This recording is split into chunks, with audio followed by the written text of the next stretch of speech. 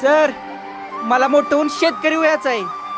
Engineering, doctor, शास्त्रज्ञ यात आपलं डोकं कधी चाललं नाही आणि चालणार बी नाही हे मला आधीपासूनच माहित आहे. पण हो, मुठभर धान्य पेरून पोतभर धान्य कसं पिकवायचं एवढी इंजिनिअरिंग जमली पाहिजे बघा.